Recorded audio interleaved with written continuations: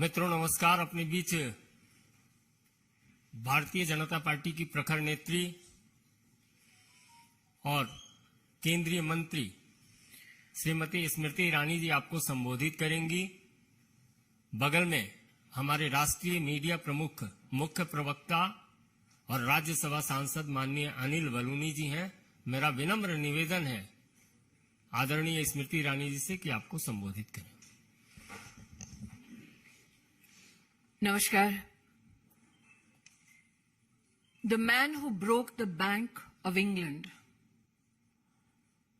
a man who is known and designated so by a nation as an economic war criminal, has now pronounced his desire to break the Indian democracy. As you all know, George Soros, an international entrepreneur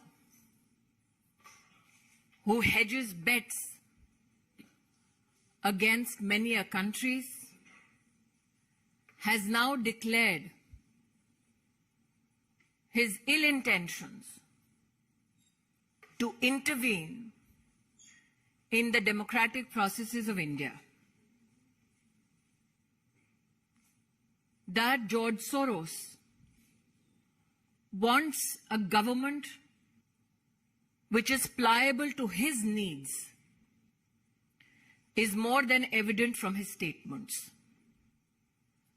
That he has pronounced funding of over $1 billion, particularly to target leaders like Prime Minister Modi,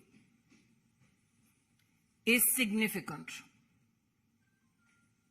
As a Karyakarta of the Bharatiya Janata Party, this is an appeal to every Indian citizen. Every 5 years, we all democratically elect a government to serve the needs and aspirations of India. We as a nation state, during COVID, became the pharmacy to the world. We as a nation state are witness how Prime Minister Modi has ensured food security for 800 million Indians. We as a nation state are witness to the Amrit Kal budget, which has the highest allocation for defense. We as a nation state are, together with Prime Minister Modi, laying the foundation for the future of our country that will not only inherit our dreams, but a resilient and stronger economy. It is to be highlighted that when India rose to the 5th largest economy of the world, when the President of the United States of America, the Prime Minister of England, the President of France, publicly extended gratitude to the Indian Prime Minister and India for enabling employment not only in India, but also these 3 designated nations. Such is a time where the imperialistic intentions of an entrepreneur come to light. Today, as a citizen, I call upon every individual and organization, societal or political, to denounce the intention of this individual who seeks to demonize our democracy, weaken our democratic interests, and who brings an onslaught to the economy of India all so that he can personally gain. Those who Mr. Soros finds pliable need to know that India has defeated imperialistic designs before and shall do so again. Those who support Mr. Soros need to know that democracy has prevailed in India and will continue to do so. And particularly, as a Karyakarta of the Bharatiya Janata Party, these designs to weaken Indian democracy will be met with the might of India under the leadership of Prime Minister Narendra Modi. आज देश की जनता को एक नागरिक होने के नाते आह्वान करना चाहती हूं। एक विदेशी ताकत जिसके केंद्र बिंदु में है एक व्यक्ति जिनका नाम है जॉर्ज सोरोस। उन्होंने ऐलान किया है कि वो हिंदुस्तान के लोकतांत्रिक ढांचे पर चोट करेंगे। उन्होंने ऐलान किया है कि वो प्रधानमंत्री मोदी को अपने वार के मुख्य बिंदु बनाएंगे। उन्होंने ऐलान किया है कि उनके चलते वो हिंदुस्तान में अपनी विदेशी ताकत के अंतर्गत एक ऐसी व्यवस्था बनाएंगे जो हिंदुस्तान के हितों का नहीं बल्कि उनके हितों का संरक्षण करेंगे। आज देश की आवाम को मैं अपील करना चाहती हूं,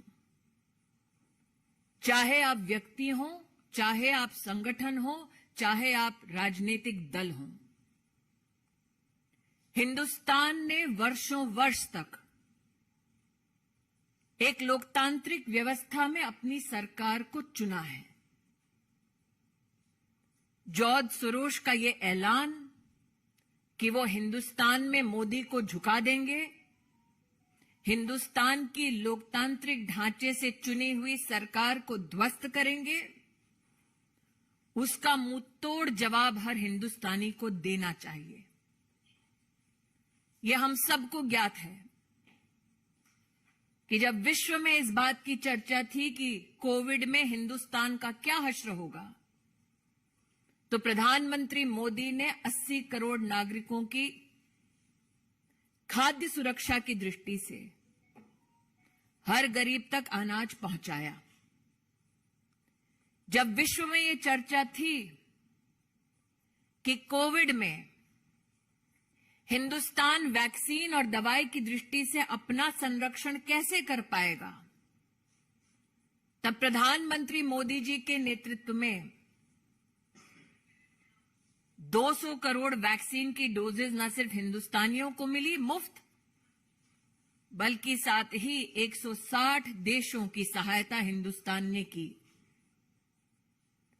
हिंदुस्तान इस बात का साक्षी है कि अमृतकाल का ये बजट भारत की रक्षा प्रणाली के लिए सबसे ज्यादा आवंटन करता है। आज जब भारत को अमेरिका के राष्ट्रपति, फ्रांस के राष्ट्रपति, इंग्लैंड के प्रधानमंत्री आभार व्यक्त करते हैं कि उनके देशों में हिंदुस्तान और हिंदुस्तानियों की वजह से आज आर्थिक संबंध और मजबूत हो रहे हैं, जब भारत विश्व की 5वीं सबसे बड़ी अर्थव्यवस्था बनकर उभर रही है, ऐसे में हिंदुस्तान के लोकतांत्रिक ढांचे में हस्तक्षेप करने का ऐलान करने वाले जॉर्ज सोरोस को एक स्वर में हम जवाब दें कि लोकतांत्रिक परिस्थितियों में लोकतांत्रिक ढांचे से चुनी गई हिंदुस्तान की सरकार और हिंदुस्तान के प्रधान सेवक नरेंद्र मोदी ऐसे गलत इरादों के सामने सर नहीं झुकाएंगे। जब जब हिंदुस्तान को चुनौती दी गई, हमने विदेशी ताकतों को पहले भी हराया है, आगे भी हराते रहेंगे। कोई प्रश्न है तो रविकांत राय, टाइम्स नाउ। 1 मिनट अंकित। रविकांत, आपको क्या लगता है कि भारत सरकार और भारत के प्रधानमंत्री की छवि को धूमिल करने की अंतर्राष्ट्रीय स्तर पर कोई साजिश रची जाए? देखिए, ये मात्र छवि को धूमिल करने का दुस्साहस नहीं है। अगर आप उस वाक्य को बड़ी बारीकी से सुने, वो सत्ता परिवर्तन की बात करते हैं, तो आप इसको मात्र इमेज से इसका संबंध ना जोड़ें। हिंदुस्तान की लोकतांत्रिक व्यवस्था को ध्वस्त करने का ऐलान किया गया है। अंकित गुप्ता, एबीपी।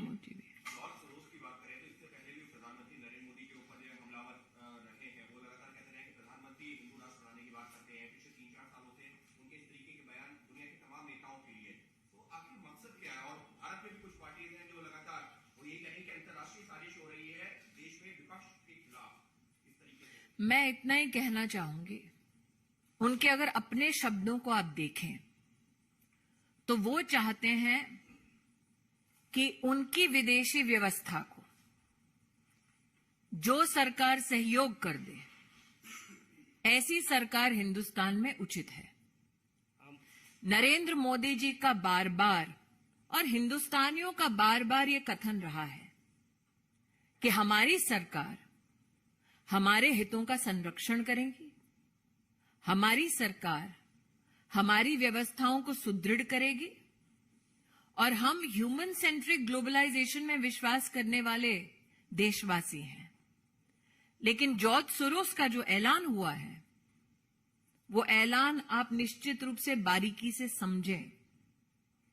वो हमारी डेमोक्रेसी को ध्वस्त करने का ऐलान मात्र इसलिए करते हैं ताकि उनके हैंड पिक्ड लोग सरकार चलाएं। आमोद राय, टीवी 9।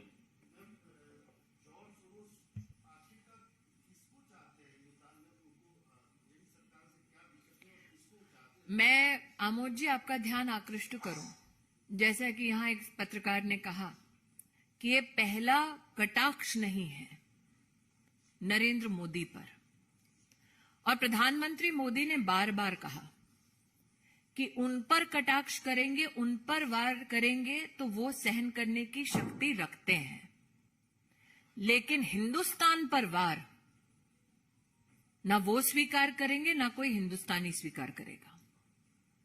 जॉर्ज सोरोस किसको फंड करते हैं, ये मुझसे बेहतर आप पत्रकार जानते हैं। Mohit Bhatt, Times Now, please. Yes.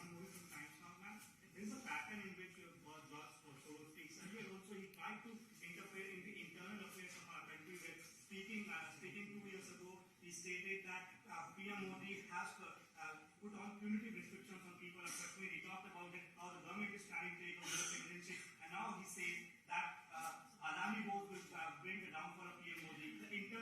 He's interfering into the internal affairs, and now we see the Congress party leaders are coming out and supporting the statement that is being given by him. I will only say this. Any political organization that seeks to serve the interest of India will stand in solidarity with India and against George Soros. Any political organization that matches steps with George Soros will stand exposed in front of the Indian electorate. Yes, it is true that George Soros has not only attacked Prime Minister Modi, he has attacked the intention and the will of the Indian Parliament. That now he seeks to attack democratic processes in India is an issue I find no political organization that is constitutionally steeped in protecting Indian interests can support. Thakur Ravindra Singh, Zee news.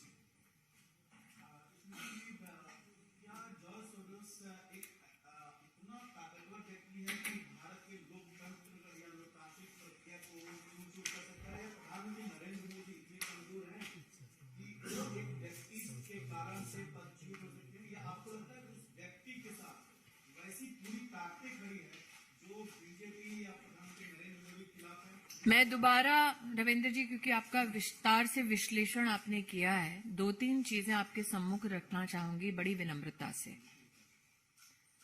उन्होंने एक fund का ऐलान किया $1 billion का, जो वो हिंदुस्तान में और जहां जहां हिंदुस्तान के इंटरेस्ट है वहां पर संचारित करेंगे ताकि हिंदुस्तान को ठेस पहुंचे। उन्होंने, मैंने पहले भी एक पत्रकार मित्र से यहां कहा, मोदी की इमेज पर वार पहली बार नहीं हुआ है। हिंदुस्तान के लोकतांत्रिक ढांचे पर वार का ऐलान उन्होंने पहली बार किया है जॉर्ज सोरोस ने। इन दोनों के बीच का फर्क समझना जरूरी है। और मैं पुनः कहती हूं, भाजपाई हूं इसलिए नहीं, हिंदुस्तानी हूं इसलिए कि एक विषय है जिस पर किसी भी राजनीतिक दल का किसी और राजनीतिक दल के साथ मतभेद नहीं हो सकता, क्योंकि ये आक्रमण, this war is trying to be mounted against India, and what stands between that war and our country's interests is prime minister Modi. Prashant, news 24, उसके बाद यतीन्द्र जी और संजय शर्मा। ये अंतिम प्रश्न होगा, 3 ही जी।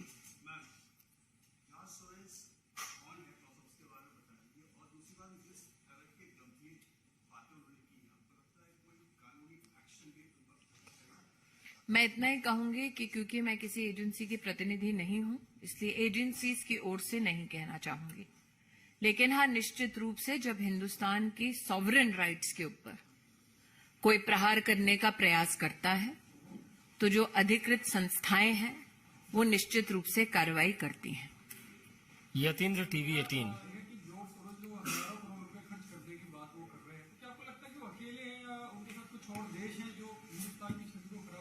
मैं इतना ही कहूंगी कि जिन जिन को वो पैसा पहुंचाते हैं, ये उनके लिए संदेश है कि आप चाहे इन इरादों के साथ वो पैसा प्राप्त करते हो कि आप हिंदुस्तान को कमजोर कर देंगे, लेकिन हिंदुस्तान नरेंद्र मोदी के नेतृत्व में ना कमजोर होगा ना झुकेगा, बल्कि आगे ही बढ़ता जाएगा। अंतिम प्रश्न है लोकमत से संजय शर्मा।